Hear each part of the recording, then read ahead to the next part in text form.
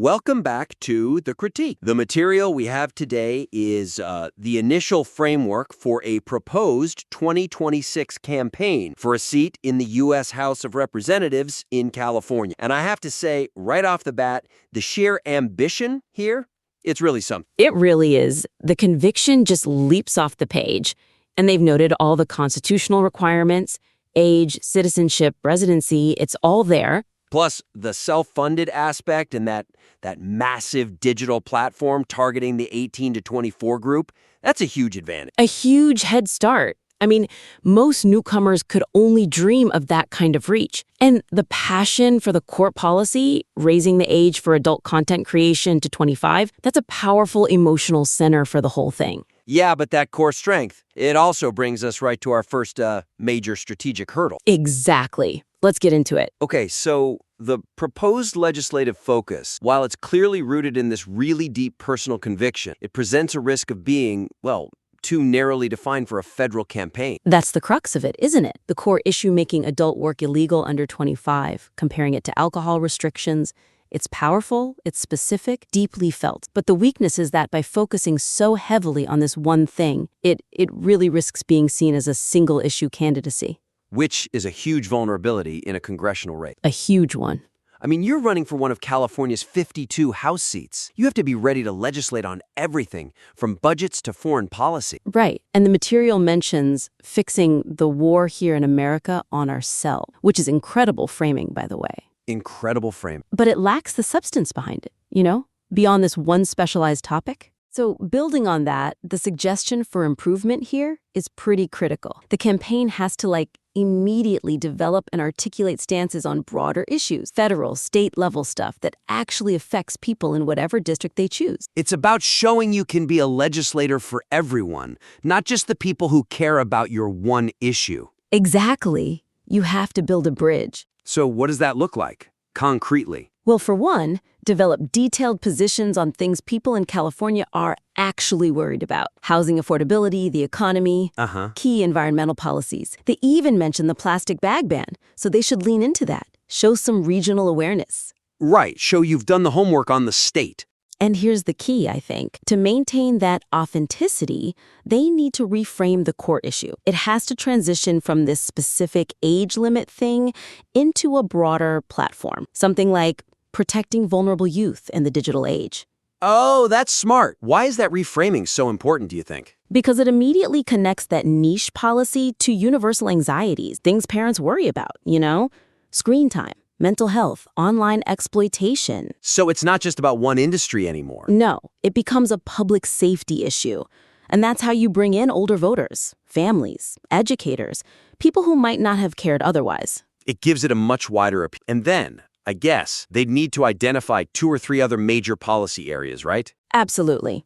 Healthcare, education funding, whatever is relevant to their specific district, they need talking points ready to go. If you can't talk about inflation on day one, the opposition will define you by your single, most controversial issue, and that's it. Game over. Okay, so that's a big lift. Broaden the platform, deepen the expertise. A huge lift. And that complexity, it puts a giant spotlight on our second point, which is maybe the most difficult one, the timeline. Let's pivot hard to operate, because honestly, reading this timeline gave me serious anxiety. Me too. The planned execution of the campaign, moving from an idea to actively campaigning in less than a year, it demands an immediate radical acceleration of all the ground. The weakness isn't a lack of drive, it's the sheer speed they're planning for. It just doesn't account for the realities of election logistics. Announcing in January 2026 for the November election and saying you'll start campaigning today? It's almost functionally impossible without a structure already in place. It is. The notes just skip over all these critical preliminary steps. Things like securing ballot access, defining the campaign infrastructure, compliance deadlines. I mean, the primary election challenges for 2026 are already starting to take shape. So is there a risk here that the candidate is assuming that because they have money and a big online reach, they can just sort of bypass all the bureaucracy? It's a classic misstep for celebrity candidates, thinking the marketing budget covers the legal necessities. And it absolutely does. Professional, legal, and logistical machine required to actually run. You can't run if you're not legally on the ballot. It's not about glossy commercials, it's about compliance. And getting on the ballot in California, even with money, is a bureaucratic nightmare. It's paperwork, signatures, legal reviews. It takes months. It's not a digital problem you can solve with an algorithm. Not at all. So, for concrete examples, this has to happen like today. Establish a formal campaign committee, the standard Friends of Candidate name for Congress, and start the process of legally securing a spot on the ballot. Which means immediate filings with the state and the Federal Election Commission, the FEC. And that means they have to hire people, experienced campaign professionals, not volunteers, a campaign manager, a treasurer, which is so critical for compliance, and legal counsel. The budget has to go to talent first, marketing second. Absolutely.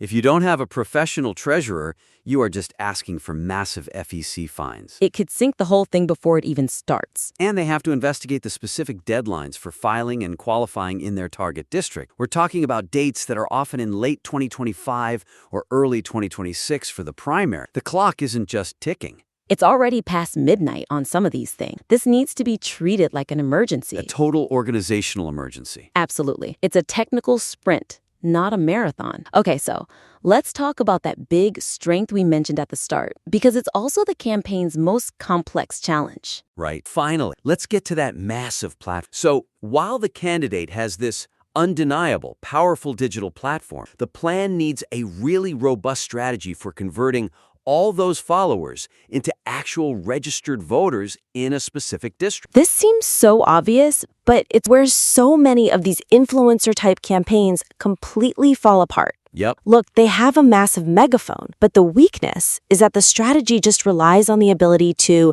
get to people and excite that younger demographic. They even say the campaigns always target people who are a demographic 18 to 24. And the fundamental political reality is you have to win a specific geographic district. 1 million followers across the country means nothing if they can't vote for you. You can't poll the internet. You have to poll, register, and turn out voters inside the district lines. That's it.